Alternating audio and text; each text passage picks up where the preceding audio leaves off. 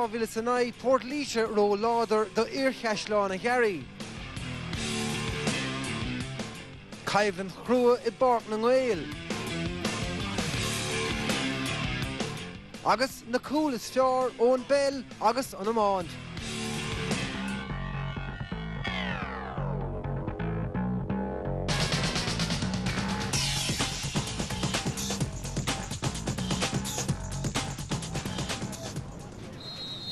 Machna sé teachtá Cathal Mullen ar tá reis ar fanil chunda go deimhne mar chugar mar onadí nar tá fúlbar mar Garrycastle agus tá derátáil ar éonar ach tálas níor bhí go bert fúlbar amach tá kick síarnas forte ag Oslan na Garry sa cantin gur trastan na parke Paul Dillon gur tartan blocka tá har bar na forte rashing Dillon ar dar iirecht Green the Scarlet Deer of Shahar just must get dropped to Tacker the Kalamach, Cossins her board, and the Portlaoise Gin, the Shelva Alarash. So Hamosh Tatu Chakin is and few more on the region and all that. Storm go few in the Shashi shade of Trust Nagot, Storm will Chile Portlaoise here, so they could say Kito Moran Kad no more of Ada, Hadistakadi Column born a Canadian. I will mark a Hallington Chin. John Butcherstach, Kenshin, Garmaha Carol Henson. Okay, Bishop, I say Gary Dolan again, what the Machinish and shot. Gary Dolan, Karmahala, because Patrick Mulvihill, Karistach, Lanta Sachaka, and Schleich neither light Eric. Derek Fahy, Kinchin go Kahulirchan, what? He can't father Stach. Born Sashi 40 Burners Correga holding it with Craig Rogers. Little Shantic Rogers, Ishin Bunting Rogers, which you heard Trust non do on Kate score. Shaston would be actually he made the Portlaoise Gimmert say he had Lehaka Hyde and the Cat and the Father Master Stachidi born Nishwich Shagamahin Council. I was Uksha past my way. We shan't survive the Cobated. Where the pointer. Tokishida, watched the Makin to Dokshida. So. Kate score Martian, the Canish Lion, Butchery, the Cape to shop. I should give her to Moti Lechans the hair, Gunya, Butchery, Kugamoon, no, Gael, here Hunnel. This Gimmert in the nice shoes, me and there's Moti Capital Canish. Reached to Mo Deer, who's chocolate born and Tam shot. Yes, I just pay shoot and clear Garrycastle Gimmert to Lahar in the way. Selina Lawn to Saha, Patrick Mulvihill, Gary Dolan, August Dizzy Dolan, the Stig. Carcador Dizzy Vista and the Marsh of Can Neros to the Staff on the road. That's Mahanger and Kinnish and Beginning Dean made our Portlaoise.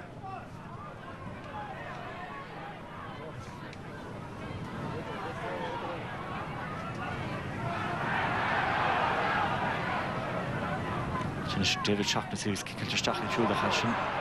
Gavin Mach, Moran Stroke, watching Brian McCormack. McCormack captain of Forna, but just trusting the park of the hall and Migget. Barry Fitzgerald.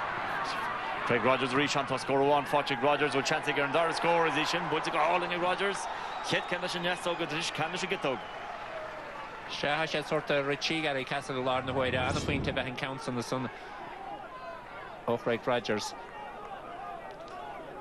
And the Galglachatory of Mush or Do and I Kuig, Portlaoise, because Kuig and I do, Corslan Garris, when they learn hours over Shin.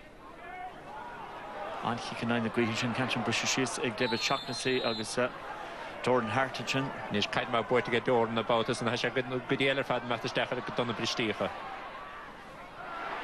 Shani O'Donoghue, China, Ristelle, Cossins Stente, a Thompson Carrie Healy, or Desi Dolan.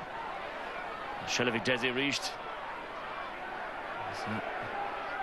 Gira Elo, Cossins Wad, Dente, and Chen, egg. Healy, Achi Fos, egg. Koshman Harry, Agus, which a Trastanish. Achi Gimot Chen, in the James Dignan, Agus Shelev Kodsa, Aka, Fatarashi, Portlaoise. A score a test out, a Hoshland Gary Chochan, the Hokrushis and Chop. Chancelisher, trio score, Bine Cahalan. Sinead Paul Cahalan, August Hall. Score, Achet score, Fortig was on Post Corey Portlaoise, the course in Chop. And who is August in their cousin Mahan's son, the Cahar Healy and Chagama had Desi Dolan about the son. August Well, lena chitóig agus ghuita fiar bin an scóra fad. Ha Portlaoise bog an caide go maith agus ní chosta Garrycastle fáil níos town sa cúl go mórbor. Fai góta sé feic agan is go necha siad isteach ar nonsaí is gur banú léróid díobh genta ag cosantóirí Portlaoise. Tin brise síos níos agus rásatán céhé déna a tarrins as a chéile tána lena tacha níáin ar McNulty's i imimeach. Ik slasta butch go skiprin sin as an hunger chun tablin what she kuniste. She kuniste hin Paul Dillon nish. Dillon the Brandon Soas came round to ige. Butch tag a hauling ige fadal mo vehel. Or Dolan vi an Rashka. Dillon reached it will chance Dillon or score agus he shin bultse. She put her test on toe. He kept back to go she mere 4-8. Yeah, well hosting an nimmer sin fadle apart the gratic and the Eden Devlin agus butch so at the stache agus well boy desi go ma he agus Sheikh no ma how fall Dillon. Well she ha James Dyken with him machal it's the cool agus Kevin Fitzpatrick chase bog ma ma so she ma lot of work in the way. Chelleverished ag Currahil Leisha as ag Aidan Fenley. Fenley in his control train scored his vision but Ardek Fenley agus Hatcher whole shit much much. How scored good we fight. Well ni don't will she Gabriudo will James Dyken igimert sheer so medisch vatnis ara sta do Leslie Dolan na mach agus she shoot the vatnis mo immer te gena van agus bin an the fin to show for Portlaoise so agus ha she the Taraklo ha he the fin tatra hinish. Agus Mina Nolog as far as Portlaoise Kerry Hulin ag the pelle. Hoe je heen Martian, forward Portlaoise agus moet benach le ballach reading gate lehan shot. Glyph Canish lying Grave Club AIB. Tan bult machlo park titan chies in agus Ish Correggy Desi Roland, which he fought to Desi to Healy's the Solar, she forcing Desi and pass the shot and good Mulvale, British shooting Mulvale, agus a Tarjin Gary Dolan, Mio or Dolan. She glant the mach and Sugas Portlaoise tiach the mach reached. Marikin McNulty tries to go Kevin Fitzpatrick Mach Jim McCormack. Oh, Jerry McCormack is Chachadro Burn, which he fucked Burn, Shasha Lodge or Cassaja Hart, Tashishin Butch or they burn Town to Spont to Shopfil or Furifa of Portlaoise. Well, how I said the game of the kind of Adnis Tapul and Isha, Nietzsche the Pecky of Kim Leha, I Kikala Adnis, Nis Tapula, Agas, and I hear nowhere Fadenson, Kadra, Stakadi, Columborn, Nagas. Well, it's Tasha to Chublo the Garrycastle and Sunday Street. Need on will David O'Shaughnessy, Nasha, need on who chase bread and had an echo with you, sir. Chantel finish was Shaughnessy, I guess Restelle, Tanchella Fotte, Tancha Fotte again Fenley, Derek Fahy, Kindergarten Cantamentala, Nish Fotte, Sean O'Donoghue, because the Fenley and Nish Sposset Tasha Galpon and Talon, as I got a rover. Emil Lachar could have chance to score better Sean O'Donoghue on catch but or the August Hashi put it dress again. Hash the shenanigan counter the fellow can you don't know. Kegamoig Portlaoise and Hatchin a lot of first for could have kicked there in the Guinea. Agus Ukshelesh Kamahi. Agus a good in the way his shen like for into the Hitoig. Joshashan over missioning up. 3 holding. 9 good hishin the first bar on war. And British she's Sean O'Donoghue. Angela Forteresh, Kevin Fitzpatrick, of Portlaoise. Nish tas boss Peter McNulty in shot. McNulty a foggle Cahalan is a get touching. Cahan the Kitto Galeha is Bureau, Kitto Gaha on score reached. Yeah, well, Dominic can't be in Scott Dominic Kane, Lloyd and the being the gamer to Nice crew and drama small being the end of over night of Kane to the British a lot of hurt. Agus Portlaoise have worked in the British and the Lord in the way there. Shall add more on the shed Aidan Brown, I guess. Come on, how to kind of bread a lot of work. And the best work in a Brunish. Dan Canchin Kunisha, Mark McCallan, a good cheer. Mark McCallan, a fair view, Hohe protection or Visha Dollar Nunzi. I want to put on the Morans at Fekka and a dollar Nunzi in you.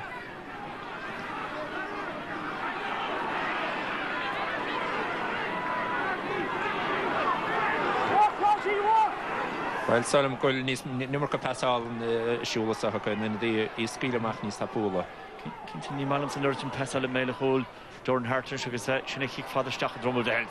Smarty Holling of Vehel, Abolition and the Hit and Camp Hunter to Trust. Gary Dolan, a horn and Cole! Score and take Gary Dolan. A Ross is the Garnog Vell, come on.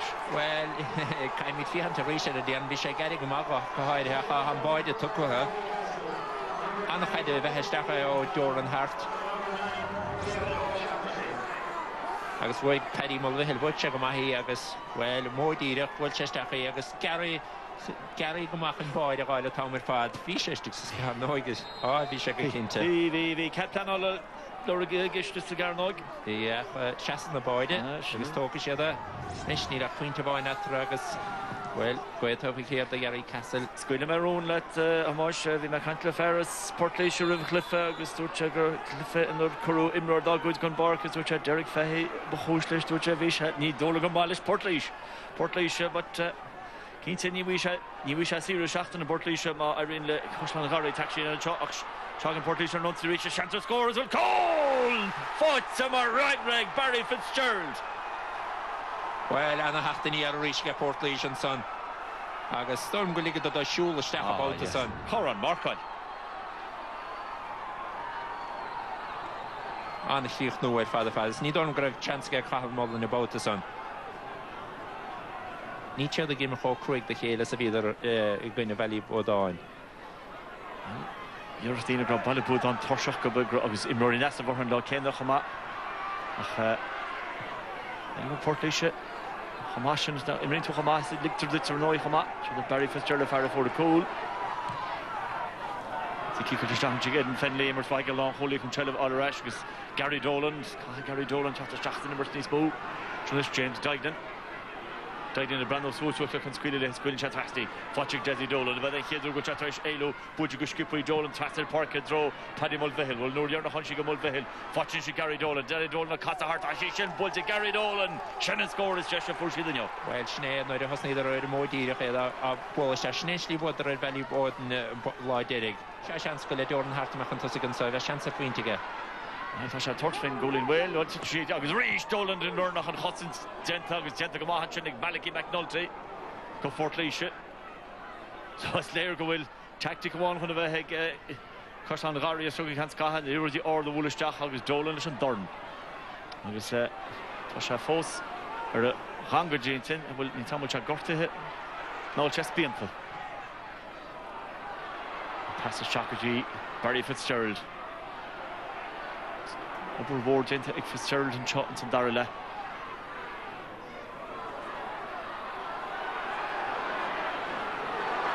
Rashkaji Fitzgerald Reach, which I have a sausage and gold in Lenagorn on out for the on simply.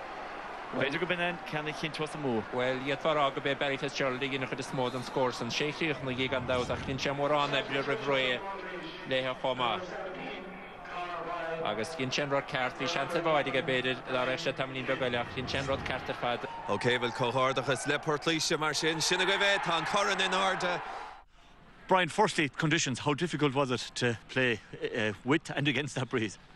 It was pretty tough playing against it. Like you couldn't kick for scores outside of 21. The wind was very strong.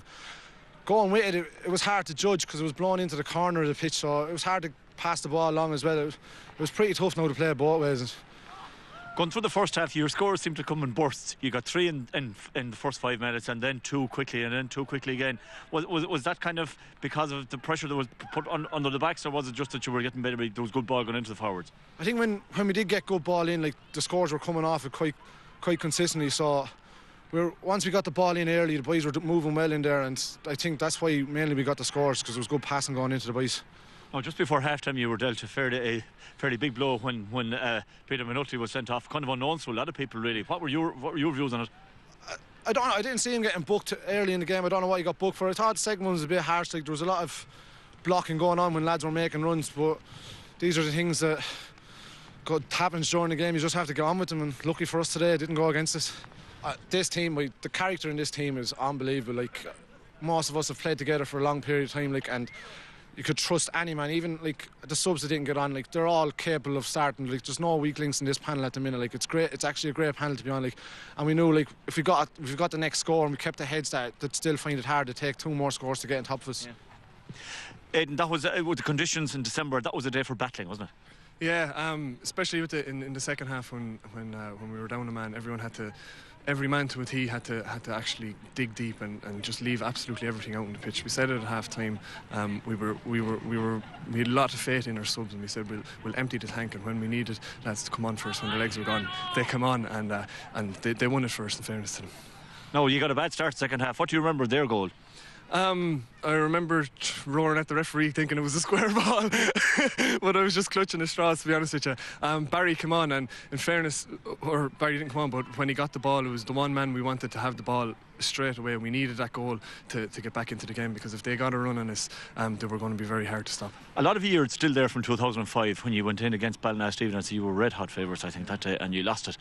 How much of trying to make amends for that is driving this team on? Yeah, I think there's 11 of us that played that day, but it was the worst day of my life now, to be honest with you, playing that in an All-Ireland final. You think it's the best day of your life, but it wasn't. We lost by a point. We missed the goal near the end, and it's still there. It's still there in your head every time you play it. We've been playing so much together and for so long that we need one big day, but we can't really look past the next round. I think it's Kilmurray won the other semi-final, so we really can't. They were there in 2005 as well. We can't look beyond them.